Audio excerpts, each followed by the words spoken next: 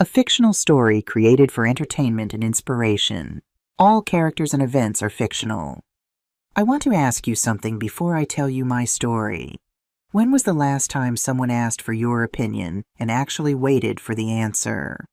When was the last time you made a decision, any decision, completely on your own? I couldn't answer those questions. Not anymore. And the moment I realized that I understood that something had been taken from me, slowly, carefully, by people who called it love. There's a particular kind of pain that comes with that realization. It's not grief. It's not anger. It's the moment you recognize the person sitting across from you at dinner, the person you raised, the person you loved before they even had a name, has been lying to your face. Not once, not by accident, for months. My name is Martha Callahan. I'm 67 years old. And the day I found out what my own family had been doing behind my back was the day I finally decided I was worth fighting for. I didn't used to think of myself as someone with a story worth telling. For most of my life, I was simply the woman in the background of other people's stories. Robert's wife, Gregory's mother, the one who kept the house running, who remembered birthdays, who made sure there was always something warm on the stove when someone came home. I didn't mind that role. I chose it. And for 44 years, it fit. Robert Callahan was not a complicated man. That was one of the things I loved most about him. He was an engineer by training and by temperament, precise, methodical, quietly dependable, in ways that most people never noticed until he was gone. He didn't say I love you easily, but he changed my tires every October without being asked. He remembered that I took my coffee with exactly 1 sugar, not 2. He fixed the loose step on our front porch 3 times over 30 years because he said a house should never make the people inside it feel unsafe. We built a life in Hartford, Connecticut. Nothing extravagant. A 2-story colonial on Birchwood Lane with a garden I was proud of, and a kitchen that always smelled like something good. We raised Gregory in that house, watched him grow from a red-faced, furious newborn into a man with his father's jawline. And I always believed his father's steadiness. I was wrong about that last part, but I'm getting ahead of myself. Robert had his first stroke at 63. Mild, the doctor said. A warning. He recovered well enough to go back to work part-time to sit with me on the back porch in the evenings, to drive himself to his cardiology appointments without complaint. But something had shifted between us after that something unspoken. We both knew the warning had been heard. We just didn't talk about what it meant. He had his second stroke 4 years later. This one was not mild. He was gone within 48 hours. A Tuesday in February. Snow on the ground. The hospital room smelled like antiseptic and heated plastic, and I held his hand through the night, even after the monitors went quiet, because I didn't know what else to do with my hands. Grief is a strange country. You think you know its borders until you're living inside it. The first months after Robert died were the hardest I have ever known, and I say that as someone who has nursed patients through their final days, who has sat with strangers while they said goodbye to everything they loved. Grief looks different from the inside. From the inside, it doesn't feel like sadness exactly. It feels like the removal of gravity, like everything that used to hold you in place has simply stopped working, and you spend your days surprised to find yourself still standing. I managed. That's the most honest way I can put it. I paid the bills, I answered the condolence cards, I sorted Robert's clothes into bags for donation, and kept only his old gray cardigan because it still smelled like him, and I wasn't ready to let that go. I ate. I slept not well but enough. I managed. Gregory called every few days in those early months. Sometimes he drove up from New Haven, where he and his wife Vanessa had lived for the past 6 years. He would sit with me at the kitchen table, drinking coffee. He never finished asking questions about how I was doing in a way that felt genuine. He looked worried about me. At the time, I read that as love. It was around the 8-month mark that he first brought it up. We were sitting in the living room after dinner a Sunday, I remember, because I had made pot roast, which was Robert's favorite, and which I had made out of habit more than hunger. Gregory set down his glass and looked at me with an expression I recognized from his childhood. The expression he wore when he was about to say something he'd been rehearsing. "Mom," he said. Vanessa and I have been talking. I waited. We think you should come stay with us, at least for a while. This house, it's a lot for one person, and you shouldn't be alone. I looked around the living room, at the photos on the mantel, at the chair where Robert used to read, at the garden visible through the back window dormant now under February frost, but still mine, still something I had grown with my own hands over 30 years. I'm fine, I said. I know you think you are, Gregory said carefully, but we worry. We want to be closer to you. I said I would think about it, and I did think about it for 3 weeks, which is longer than Gregory expected because he called twice to follow up. In the end, I said yes, not because I believed I couldn't manage alone, but because I was 67 years old, and my husband was dead, and my son was offering me a place at his table, and some part of me, the part that was tired of eating pot roast alone, said yes. I sold the house on Birchwood Lane in April, packed 31 years of living into a storage unit and 2 suitcases, drove to New Haven on a Thursday morning with the windows down because the air finally smelled like spring, and told myself this was a beginning, not an ending. For a little while, I almost believed it. Vanessa had prepared the guest room herself. That was the first thing I noticed when I arrived, the care that had gone into it. Fresh white linens, a small vase of tulips on the nightstand, a folded towel with a bar of lavender soap balanced on top like something from a hotel. It was beautiful. It was also, I would later understand, a performance. But in that first week, I saw only the beauty. Vanessa Callahan was 41 years old, dark-haired, immaculately put together in the way of women who treat their appearance as a form of professional discipline. She worked in financial consulting. I never fully understood what that meant, but it involved a great deal of phone calls taken behind closed doors and a laptop that was always open on the kitchen counter. She was polite to me in the precise, calibrated way of someone who has decided in advance exactly how polite they intend to be. Gregory seemed happy. Or at least he seemed settled, which I had learned over the years is not always the same thing. He worked long hours at the architecture firm where he'd been a partner for 4 years. He came home tired, ate dinner quickly, and spent his evenings in his home office or half asleep on the couch with a basketball game on in the background. He kissed me on the cheek when he left in the mornings. He asked how I slept. He was present in the way that busy people are present technically, but not fully. The first month was fine. Better than fine some days. Vanessa made dinner most evenings, and she was a good cook. We would sit at the table together, the 3 of us, and talk about ordinary things, the neighborhood Gregory's projects at work, a book Vanessa was reading. She asked me questions about my years as a nurse, and she listened to the answers with an attentiveness that I found flattering. I thought perhaps I misjudged her. Perhaps this will work. The changes came so gradually that I almost missed them entirely. It started with the mail. "Oh, I'll get that," Vanessa said one afternoon, stepping ahead of me to collect the envelopes from the front hall table. "You shouldn't have to deal with all that paperwork." I had been collecting my own mail for 44 years, but she said it so lightly, so helpfully that I stepped back and let her. The next week, my bank statement didn't arrive. I assumed it was delayed. The week after that, I mentioned it to Vanessa, and she looked up from her laptop with an expression of mild concern. "Oh, I switched you to paperless," she said. "It's just easier to keep everything organized digitally. I hope that's okay." She hadn't asked me, but the way she said it, so matter-of-fact, so reasonable, made me feel that pointing this out would be the unreasonable thing. "Of course," I said.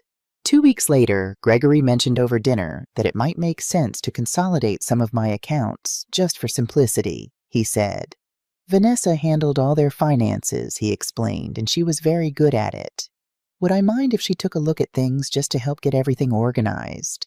I remember the word he used. Organized. As though my finances were a messy closet in need of sorting. "I'm happy to look things over myself," I said. Gregory smiled. "Of course. But Vanessa really is great at this stuff. It would just be easier." Easier. That word again. Everything was easier when Vanessa handled it. Everything was simpler when I didn't have to worry. I want to be clear about something because I think it matters. I am not a naive woman. I spent 30 years as a registered nurse. I have made life and death decisions in emergency rooms at 2 in the morning. I have told families things that broke their hearts and watched them find ways to keep living anyway. I am not someone who frightens easily or trusts blindly, but grief does something to you that I hadn't anticipated. It doesn't make you stupid. It makes you tired. And when you are tired enough and lonely enough, and when the people offering to help are your own son and his wife, you sign the form. You step back from the mailbox. You say of course when you mean wait, because the energy required to say wait feels like more than you have. That is how it happens. Not all at once. One small surrender at a time. I had been living with Gregory and Vanessa for 4 months when I found the document. It was a Tuesday morning in October. Gregory had left for work. Vanessa was on a call in her office, the door firmly shut. I was in the kitchen making oatmeal, and I opened the drawer next to the stove to find the wooden spoon I always used, the one I'd brought from Birchwood Lane, one of the small domestic objects that still felt like mine in a house where less and less felt that way. The wooden spoon wasn't there, but something else was. A manila folder tucked toward the back of the drawer beneath a takeout menu and a spare set of keys. I don't know why I opened it. Perhaps because it was there. Perhaps because some instinct, the one that had kept me alert through 30 years of night shifts, told me to look. Inside was a single document, several pages stapled together, an insurance policy. Robert's policy. His life insurance, the one he'd had for 30 years, the one I had filed the claim on 8 months ago, the one that had paid out to me as his listed beneficiary. Except this wasn't the original. This was an amendment. A change of beneficiary form dated 14 months ago, 2 months before Robert died. I read the name in the beneficiary field 3 times before it fully registered. Not Martha Callahan, not Gregory Callahan, Vanessa Callahan. I stood there in that kitchen for a long time. The oatmeal boiled over. I didn't move to stop it. I just stood there holding that document with both hands. And I thought about Robert, about the man who changed my tires every October, who fixed the loose step 3 times, who never once in 44 years made a decision about our life without telling me first. And I knew with the certainty of someone who had loved a man for 4 decades that he had not signed this form. From somewhere down the hall I could hear Vanessa's voice, smooth and professional, talking about quarterly projections. I put the document back exactly where I found it. I turned off the stove. I walked to my room, closed the door quietly, and sat on the edge of the bed. And for the first time since Robert died, I wasn't grieving. I was thinking. I didn't sleep that night. Not because I was frightened, though, perhaps I should have been, but because my mind had shifted into a mode I recognized from my years in the ER. The mode where emotion steps back and observation steps forward, where you stop feeling and start seeing. I lay in the dark of that guest room with its white linens and its lavender soap and its carefully arranged tulips, long dead now and replaced twice since I arrived. And I went back over every moment of the past 4 months. Every "I'll handle that." Every "you shouldn't worry about this." Every form I had signed without reading because my son was standing there and my son would never accept. Except he might. Or he might have looked the other way while someone else did, which I had learned in 30 years of nursing amounts to the same thing. I thought about Robert. He had been a quiet man, but not a passive one. There is a difference. He observed things carefully and said little and acted deliberately, and in 44 years of marriage, I had learned to pay attention to the things he did rather than the things he said. A man like Robert doesn't change his tires every October by accident. A man like Robert doesn't fix a loose step 3 times because he forgot he'd already fixed it. A man like Robert does things on purpose, which meant that whatever he had left behind, if he had left anything, was also on purpose. The thought arrived quietly without drama, but it changed everything. I waited 4 days before I went looking. 4 days of normal, of oatmeal and dinner and polite conversation and Vanessa's laptop open on the kitchen counter. 4 days of watching without appearing to watch, of listening to the way Gregory deferred to his wife in every small decision, of noticing that whenever I asked a direct question about my finances, the answer was always some version of, "It's handled." On the 5th day, I asked Gregory if my boxes from storage had ever been brought over. Most of them are in the basement, he said, not looking up from his phone. Why? I want Robert's toolbox, I said. The old one. I thought I might fix the towel rack in my bathroom. Gregory looked up then. A brief flicker of something not suspicion exactly, but attention. I can fix that for you, Mom. I know you can, I said, but I'd like to do it myself. He let it go. People do when you say something calmly enough. The toolbox was at the back of the basement under a folding table and 2 boxes of Christmas decorations. It was the one Robert had carried since before we were married, a heavy red metal Craftsman box, dented on one corner from a job site incident he never fully explained. I had always teased him about that dent. He had always changed the subject. I brought the toolbox to my room and locked the door. It looked the same as it always had. Trays of sorted hardware, everything in its place the way Robert kept everything in its place. Screwdrivers arranged by size. Electrical tape in its own compartment. A level he'd had for 20 years, scratched but accurate. I lifted out the top tray, then the second. The bottom of the box felt wrong, slightly too shallow for its outside dimensions. I pressed my palm flat against the base and felt the faint give of something that was not quite solid. A false bottom. Thin plywood cut precisely painted to match. Robert. I pried it up carefully with a flathead screwdriver. Underneath, in a space perhaps half an inch deep, lay a plain white envelope. My name was written on the front in Robert's handwriting, his careful architectural print, each letter deliberate. I sat down on the floor with my back against the bed and held it for a long moment. Then I opened it. Inside were 3 things. A business card, Catherine Marsh Elder Law and Estate Planning with a New Haven address and a direct phone number handwritten below the printed one. A slip of paper with a 12-digit account number, a routing number, and the name of a credit union in Hamden I had never heard of. And a note. One side of 1 page in Robert's handwriting. Martha, if you're reading this, something felt wrong. Trust that feeling. You always had good instincts. You just didn't always believe they were worth trusting. Call Catherine first. She knows everything. Don't sign anything else before you talk to her. The money is yours. All of it. Not anyone else's. Yours. I'm sorry I didn't tell you sooner. I kept hoping I was wrong. I don't think I was. Roberts. I read it twice. Then I folded it carefully and held it against my chest and sat on the floor of that locked room for a long time. He had known. Not everything he said so himself, but enough. Enough to build a door out before I knew I needed one. Enough to write, I kept hoping I was wrong. In the careful handwriting of a man who was almost never wrong and knew it. I thought about the last year of his life, about the way he had sometimes watched Gregory with an expression I couldn't read, about a conversation we'd had maybe 8 months before his second stroke sitting on the back porch on a warm evening in June. He had turned to me without preamble and asked, "If I wasn't here, would you know how to protect yourself?" I had laughed. I told him I'd figure it out. I told him to stop being morbid.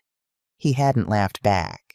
I understood that now. I called Catherine Marsh the next morning. I waited until Gregory had left for work and Vanessa was in the shower. I sat in my car in the driveway with the engine off and dialed the direct number Robert had written by hand. She answered on the second ring. Catherine Marsh. My name is Martha Callahan, I said. My husband was Robert Callahan. He told me to call you. A brief pause. Then, Mrs. Callahan, I've been expecting to hear from you. I'm glad you called. Those 6 words, I've been expecting to hear from you, did something to me that I hadn't anticipated. Not relief exactly, something older and more complicated. The feeling of being known, of having been thought of being, despite everything, not alone. We met 2 days later at her office on Chapel Street. Small, organized, undecorated in the way of offices where the work is the point. Catherine Marsh was in her mid-50s, compact and unhurried, with reading glasses pushed up on her head, and the manner of someone who had heard many difficult things and knew how to hold them without dropping them. She had a file folder on her desk with Robert's name on the tab. "Your husband came to see me 14 months before he passed," she said, opening the folder. "He was thorough. I'll say that I've worked with a lot of clients over the years, and Robert was one of the most prepared people I've ever met." "He was an engineer," I said. "That explains it." She almost smiled. He had already noticed some irregularities at that point. Certain questions being asked, certain conversations he'd overheard. He wasn't certain of anything he was careful to say that, but he wanted to be prepared in case his concerns turned out to be warranted. "What did he set up?" I asked. "A revocable living trust," she said. "All of his primary assets, savings, investments, the proceeds from his life insurance policy transferred into the trust at the time of his death. You are the sole trustee and the sole beneficiary. No one else has any legal access to those funds. Not Gregory.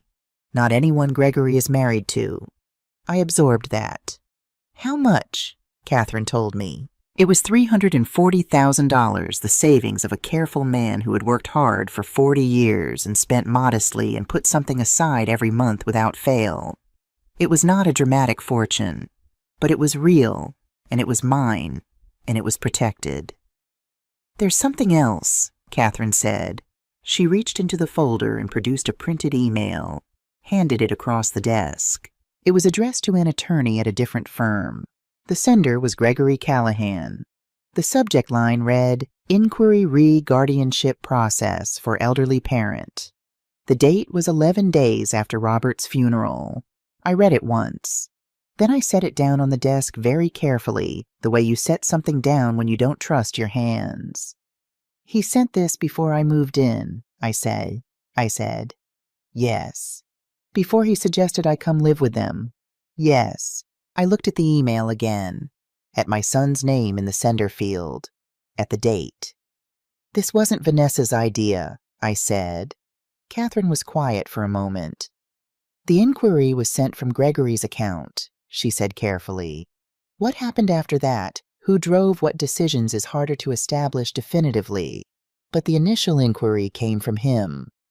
I nodded slowly. I had been constructing a version of this story in which Vanessa was the architect, and Gregory was the one who had been led. It was a more bearable version. It allowed me to keep something of the son I thought I knew. The email made that harder. Not impossible, but harder. "What are my options?" I asked. Catherine leaned forward slightly. "Several, but the first step, the most important step, is to get you out of that house before anything else is signed. The power of attorney you executed is challengeable, but it becomes more complicated the longer it remains in effect." "I signed it," I said. "Doesn't that make it valid?"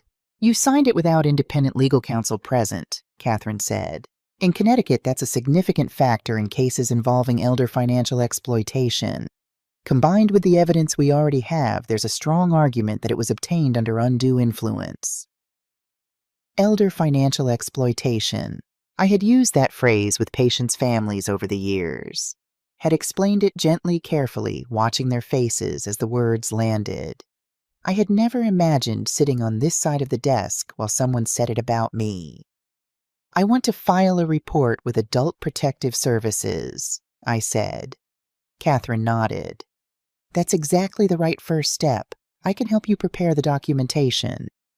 And the insurance policy, the changed beneficiary. That's our strongest piece of evidence," she said. "A change of beneficiary on a life insurance policy requires the signature of the policy owner. Robert did not sign that form, which means someone did, and it wasn't him." The room was very quiet. "When can we start?" I asked. "We already have," Catherine said. "I gave myself 1 week.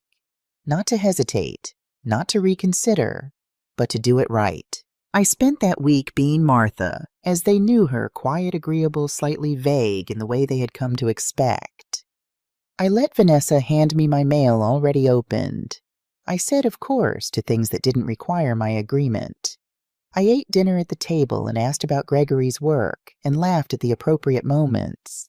And every evening after they had gone to bed, I sat in my locked room and prepared. I called my friend Carol Whitfield. We had met in nursing school 40 years ago. and lost touch the way people do when life gets loud and reconnected 2 years prior at a mutual friend's retirement party. Carol lived alone in Guilford, 20 minutes up the coast. She had a spare room and the particular gift of not asking unnecessary questions. "Of course," she said when I explained that I needed somewhere to stay. Just like that. No performance of concern, no conditions. Just of course. That was the difference I understood between people who help you and people who manage you. On Thursday morning, Gregory left for work at 7:15. Vanessa had an early call. I could hear her voice through the office door before I had even finished my coffee. I had packed the night before. 1 suitcase, 1 canvas bag. I took my clothes, my documents, my medications, the photo of Robert and me from our 30th anniversary that I kept on the nightstand, and the envelope from the toolbox. I left everything else. The guest room looked almost exactly as it had when I arrived. White linens, the empty vase where the tulips had been. I stood in the doorway for a moment and looked at it. Then I put on my coat, picked up my bag, and walked to the kitchen. I placed a single item on the counter where Vanessa would find it. Catherine Marsh's business card. No note, no explanation, no apology. I walked out the front door and got into my car. The morning was cold and bright, the kind of October day that feels like an announcement. I pulled out of the driveway without looking back. On the highway, I turned the radio on for the first time in months. An old song, something from the 70s that Robert used to hum without knowing he was doing it. I let it play. Somewhere outside of New Haven, I stopped at a diner I had never been to before. Sat at the counter, ordered coffee and toast, and watched the morning traffic move past the window. Nobody asked me what I needed. Nobody offered to handle anything. The coffee came. I drank it. And for the first time in 12 months, maybe longer, I felt the specific, irreplaceable sensation of being entirely, quietly my own.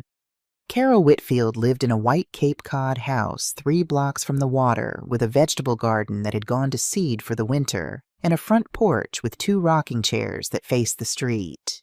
She was standing on that porch when I pulled into the driveway. She didn't say anything when I got out of the car. She just walked down the steps and held out her arms. And I let her, and for a moment I was grateful that she was the kind of person who understood that sometimes what someone needs is not words. "Guest room's made up," she said when she let go. "You hungry?" "Not really." "I'll make soup anyway." That was Carol. 40 years of friendship distilled into 2 sentences. I spent the first 3 days at her house doing very little. I slept more than I had in months, deep and dreamless, in a way that felt like recovery. I sat on the porch with coffee in the mornings and watched the neighborhood move through its routines.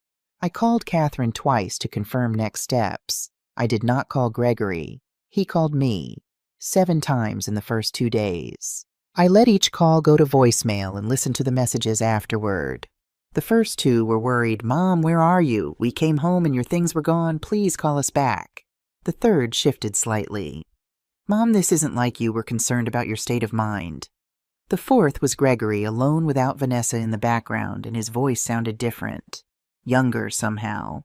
Uncertain in a way I hadn't heard since he was a teenager. "Mom, please let me know you're safe. That's all."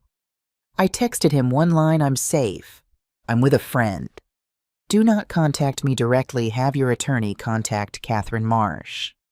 Then I put the phone face down on Carol's kitchen table and went to help with the soup.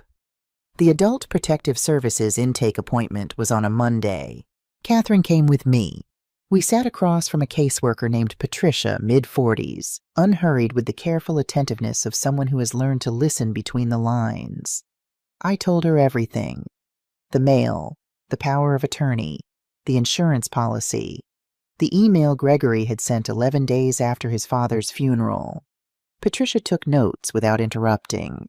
When I finished, she was quiet for a moment. "Mrs. Callahan," she said, "what you're describing is consistent with a pattern we see fairly regularly. Financial exploitation of an older adult by a family member executed gradually to avoid detection." She paused. "I want you to know that coming in early before more damage was done puts you in a significantly stronger position than most people who come to us." "How much damage was done?" I asked. Catherine slid a document across the table, a financial summary she had compiled from the accounts Vanessa had been managing. 2 withdrawals from my personal checking account. One for $4,200, one for $6,800. Both described in the transaction notes as household expenses, neither of which I had authorized. $11,000. Not a fortune, but mine. Can I get it back? I asked. We'll pursue it, Catherine said. The paper trail is clear. Patricia filed the report that afternoon.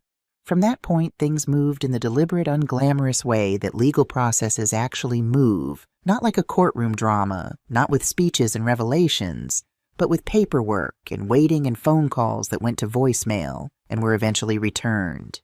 It took 11 weeks in total. 11 weeks during which I lived in Carol's guest room and helped with the garden and drove myself to Catherine's office twice a week and learned slowly how to occupy my own time without apologizing for it. The power of attorney was invalidated by the court 6 weeks in. The judge's language was careful, but unambiguous. The document had been executed without independent counsel under circumstances consistent with undue influence. It was as though it had never existed. The insurance policy beneficiary was restored to my name 4 weeks after that. The changed form Catherine's investigator confirmed bore a signature that did not match Robert's verified samples. The insurance company's own fraud department had flagged it independently, they simply hadn't acted yet, Vanessa's attorney argued. Of course she did. Filed 2 countermotions, both of which Catherine addressed without visible stress. I attended the hearings and said very little which was Catherine's advice and which turned out to be correct. Gregory did not contest anything. That surprised me more than I expected it to. On the day the power of attorney was invalidated, Catherine called me with the news and mentioned almost as an aside that Gregory had declined to participate in Vanessa's legal strategy. He retained his own attorney, she said, separate from hers. His position has been non-opposition from the beginning. I sat with that for a long time after I hung up. Non-opposition, not advocacy, not protection, not the phone call I might have hoped for years ago if I had imagined this scenario in some other life. But not opposition either. I didn't know yet what to do with that. Gregory's first letter arrived on a Wednesday, 8 weeks after I had left the house in New Haven. Carol brought it in with the rest of the mail and set it on the kitchen table without comment. My name and Carol's address in Gregory's handwriting, the same angular print as his father's, slightly less precise. I left it on the table for 2 days. Not out of anger. I want to be clear about that. By that point, something in me had moved past anger into a quieter and more complicated place. The anger had been useful. It had gotten me out of that house into Catherine's office through 11 weeks of paperwork and hearings and waiting. But anger burns fast, and what it leaves behind is not emptiness. It's clarity. I wasn't angry at the letter.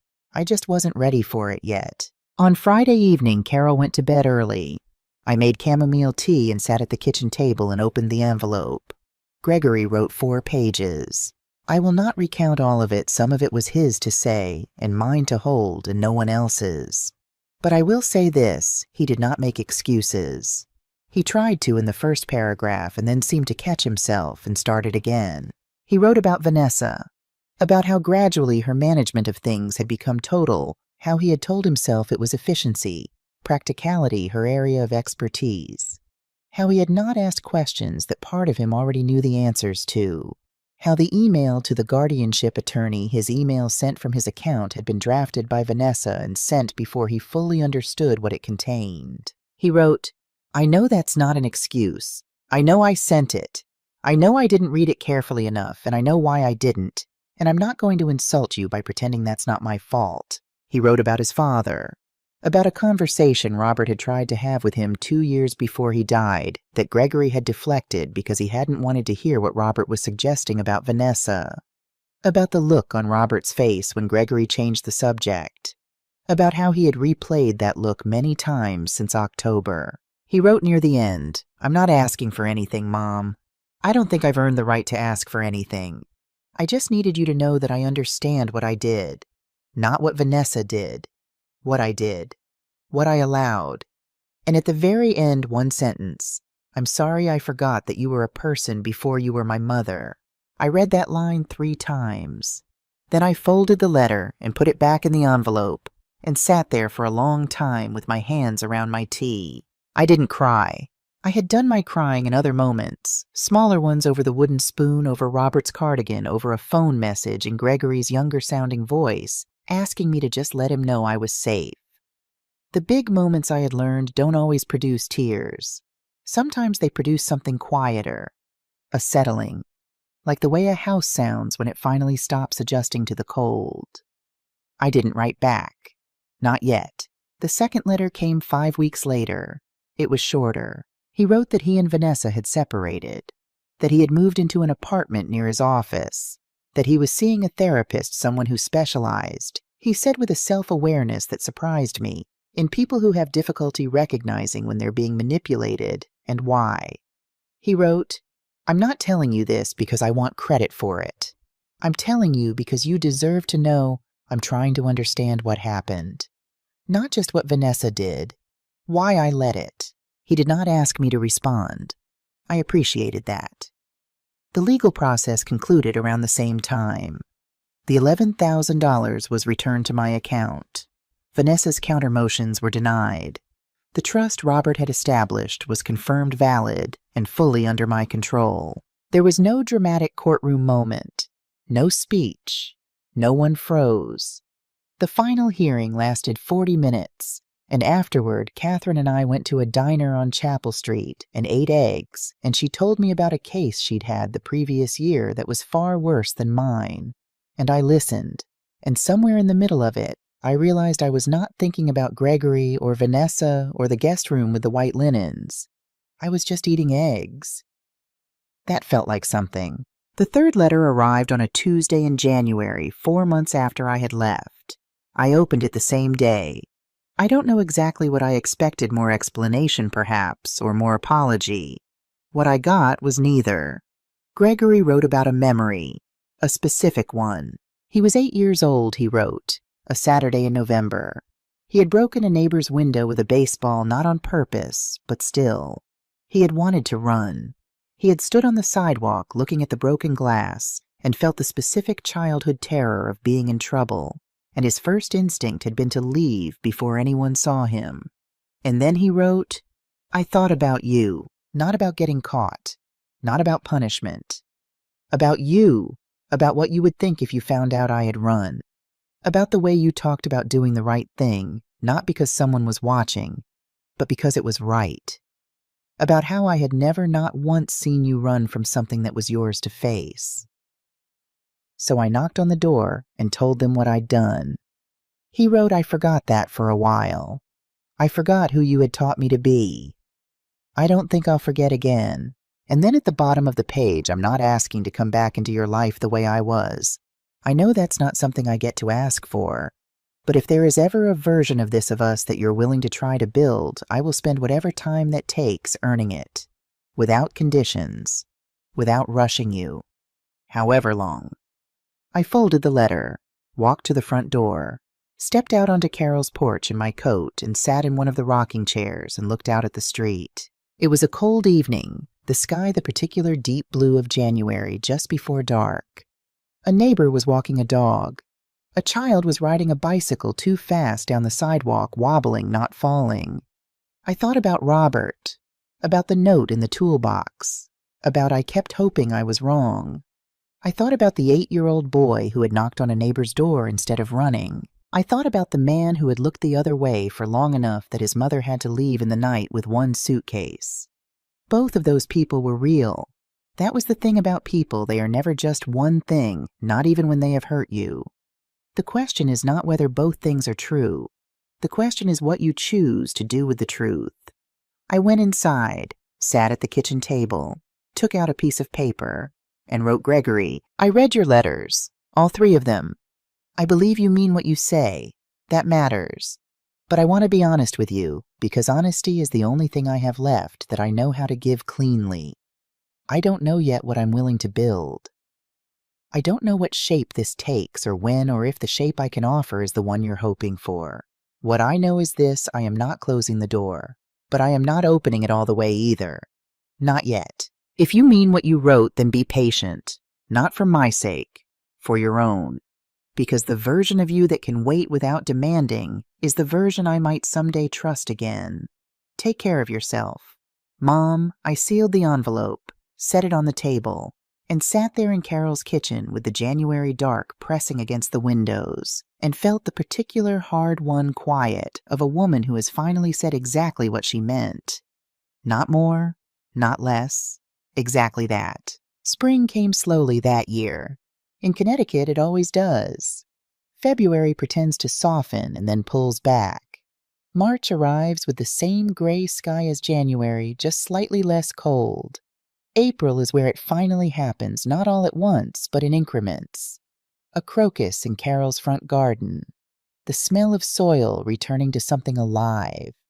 The particular quality of light at 7 in the evening that tells you the dark is losing its grip. I noticed all of it. That was new. For most of my adult life seasons had been backdrop something happening outside the window while I was busy with the things inside. Raising Gregory, working night shifts, managing a household, loving a husband. The world outside moved, and I moved with it without particularly seeing it. There was always something more immediate demanding attention. That winter and spring in Guilford, for the first time in 40 years, I had nothing more immediate. At first, that felt like lack, like something was wrong with the quiet. I would wake at 5 in the morning, the old nursing schedule still embedded in my body, and lie in the dark of Carol's guest room and feel the absence of urgency like a physical thing. No one needed me. Nothing was required. The day stretched ahead with no particular shape. It took me longer than I would like to admit to understand that this was not emptiness.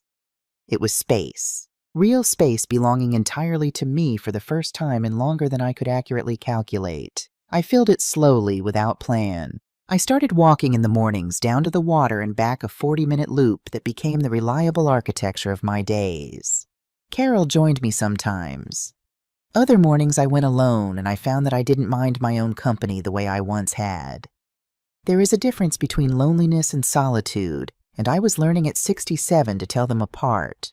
I started cooking again. Not out of obligation not to have something on the table when someone came home, but because I wanted to. I made things I hadn't made in years. A chicken pot pie from a recipe my mother had given me on an index card 40 years ago, the card so worn the ink had faded in places. A proper beef stew that took all day. Carol ate everything without complaint, and always said it was too much and always finished her bowl. I called my former colleague Diane in Hartford. We had worked together for 15 years before she retired, and I had let the friendship go quiet, the way I had let too many things go quiet. She answered on the first ring and talked for 45 minutes without pause, and made me laugh 3 times, which felt like a gift I hadn't known I was missing. I read. Not the careful, distracted reading of someone who is waiting for the next interruption, but the deep, lost reading of someone with nowhere else to be. I finished 4 novels in 6 weeks, started a 5th, abandoned it without guilt and started another. These are small things. I know they are small things, but I have come to believe that the small things are where a life actually lives. The large events, the losses, the betrayals, the legal proceedings, the letters, those are the punctuation. The small things are the sentences themselves. And I had spent too many years letting other people write mine. In March, I had a conversation with Catherine that changed the direction of what came next. We met for coffee not at her office, but at a cafe near the water that she liked. She had become over the course of those months something that occupied a space I didn't have a clean word for. Not a friend exactly, but more than a professional. The kind of person you trust because they have seen you at your most frightened and didn't look away. "What are you thinking about doing?" she asked. "Long term." I had been thinking about this. "I'd like to find somewhere of my own," I said. "I can't stay with Carol indefinitely." "Of course, but I mean more broadly. What do you want the next chapter to look like?" I wrapped my hands around my coffee cup. "I keep thinking about the women I've talked to," I said. "In the waiting room at your office, at APS. The ones who come in confused and frightened because something has been happening to them for months, and they don't have the vocabulary to describe it, let alone stop it. Catherine nodded. I was one of those women, I said. I had advantages most of them don't have. I had Robert's foresight. I had you. I had Carol. I had a career that gave me enough practical knowledge to move through institutions without being completely lost. Most of them don't have any of that. They have a problem they can't name, and nobody who knows how to help them. Catherine was quiet for a moment. What are you thinking? She asked. I'm thinking, I said slowly, that someone should talk to them before they end up in your waiting room. Someone who has been where they are and come out the other side. Catherine set down her cup. I have 3 clients right now, she said carefully, who I think could use exactly that conversation. That was how it began. Not with a plan, not with a name or a structure or a mission statement. With 3 women who needed to talk to someone who understood, and 1 woman who had something to say. I met with them individually at first in Catherine's conference room, or at the cafe, or in one case at a senior center on the east side of New Haven, where one of them volunteered on Tuesday afternoons. I didn't offer advice exactly. I offered what I had a clear account of what had happened to me, what I had missed, what I wished I had known, and what had helped. The response was not what I expected. It was not gratitude, or not only gratitude. It was recognition. The particular, almost startled recognition of someone who has been trying to describe a color for which they didn't have a name, and who has just heard someone else name it. That's exactly what it felt like. One woman said 72 years old, a retired school teacher, her finances quietly drained over 18 months by a nephew she had trusted. I kept thinking I was being ungrateful, that I was imagining it, that asking questions meant I didn't love them. I knew that feeling. By April, Catherine and I had begun meeting weekly to discuss what a more formal version of this might look like. A structured program, workshops, a resource guide, something with a name and a process that could help women before things reached the point of legal intervention. We called it the Callahan Initiative, not after me, after Robert, because he had been the one who understood before I did that protection is not the same as rescue. That the most useful thing you can give someone you love is not a solution, it's the tools to find one themselves. The name felt right. I found my apartment in May, a 1-bedroom on the 2nd floor of an older building in Guilford, half a mile from Carol's house, with a bay window that looked out over a small park and a kitchen that was modest and exactly sufficient. I painted the walls myself a soft, warm white that reminded me of the house on Birchwood Lane in a way that felt like memory rather than grief. I bought a small table for the bay window, a lamp, a new set of dishes in a blue I liked for no reason other than that I liked it. I hung one photograph, Robert and me, the 30th anniversary picture, from the nightstand. And on the windowsill in a small clay pot I found at a yard sale, I planted a cutting from Carol's garden. Something that would need tending. Something that would grow if I paid attention to it. The first morning I woke up in that apartment, my apartment chosen by me, arranged by me, owing nothing to anyone, I lay in bed for a long time before getting up. I thought about the guest room in New Haven, the white linens, the lavender soap, the performance of welcome. I thought about the basement in Hartford where Robert's toolbox had waited patient and ordinary for as long as it needed to. I thought about Robert himself, about the man who had fixed the loose step 3 times, who had changed my tires every October, who had sat on the back porch one summer evening and asked me if I knew how to protect myself, and had quietly, without fuss, spent the last years of his life making sure that I could. He hadn't saved me.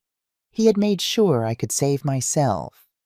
There is a difference, and it matters more than I can easily explain. I got up, made coffee, sat at the table by the bay window and watched the morning arrive over the park. Nobody asked me what I needed. The coffee was exactly how I liked it. The day was entirely mine. A note about Gregory. We have spoken twice since I sent the letter, both times on the phone, both times briefly and carefully in the way of people who are rebuilding something they know is fragile and are trying not to rush it. He sounds different. Less settled in one sense, less certain of himself in the smoothed-over way he used to be, but different in another sense, too, more present, more careful with his words in the way of someone who has learned at some cost that words have weight. He is still in therapy. He mentions it without embarrassment, which is itself a change. He has not asked to visit. I have not offered. We are here, both of us. That is enough for now. I do not know what this becomes. I have stopped trying to know. What I know is that I am not closed, and I am not rushing, and I am not making decisions from loneliness or grief, or the particular exhaustion that makes you sign things you haven't read. I am making them from here, from this apartment, this window, this life that is mine. In a way I had forgotten a life could be. Whatever comes next, I will meet it from here. The last thing I want to tell you is this. In the storage unit in Hartford, among the boxes I packed from Birchwood Lane, there is a kitchen drawer. I know that sounds strange, but when I was packing up the house, I dismantled the drawer, the one next to the stove, the one where the wooden spoon lived, the one where I had kept the small domestic accumulation of 44 years' spare batteries, birthday candles, the local takeout menus we never used, a key to something I could no longer identify. I packed it all in a box, labeled it Kitchen Misc, put it in the unit with everything else. I haven't opened it yet. I will eventually, when I'm ready, when the apartment is settled enough that I know where things should go. But I think about that drawer sometimes, about what it means to carry the ordinary things, not the important things, not the documents or the photographs or the letters, but the spare batteries and the birthday candles and the key to something forgotten. We spend so much time protecting the things we know are valuable. We forget that the ordinary things are valuable too. The routines, the small choices, the right to decide where your own wooden spoon lives. That is what was taken from me. Not money, though money was taken. Not a house, though a house was used against me. But the ordinary, unremarkable, entirely essential right to be the person who decides the small things. I have that back now. I intend to keep it. When I first heard a story like Martha's, I didn't feel anger. I felt recognition. Because I think many of us, those of us of a certain age, those of us who were raised to equate love with selflessness, those of us who were taught that a good woman puts herself last, have felt some version of what Martha felt. Maybe not as dramatically, maybe not with lawyers and legal proceedings, but that slow, quiet feeling of being managed instead of loved, of being handled instead of heard, of shrinking one small accommodation at a time until you look up one day and realize you can't remember the last time you made a decision that was entirely your own. We were taught that this was virtue, that this was what it meant to be a good wife, a good mother, a good woman. I want to say something clearly, and I want you to hear it. It was not virtue. It was erasure. And there is nothing virtuous about disappearing. Real love, the kind that Robert Callahan practiced quietly for 44 years, does not require you to make yourself smaller. It does not ask you to stop reading your own mail or signing your own forms or knowing what is in your own bank account. Real love makes room for you to be fully yourself, and it trusts you to be capable of your own life. Anything that calls itself love while asking you to shrink is not love. It is control wearing love's clothing. I also want to say something about forgiveness, because I know some of you are thinking about it. About the people in your own lives who have let you down. About whether forgiving them makes you weak, or whether refusing to forgive them makes you bitter.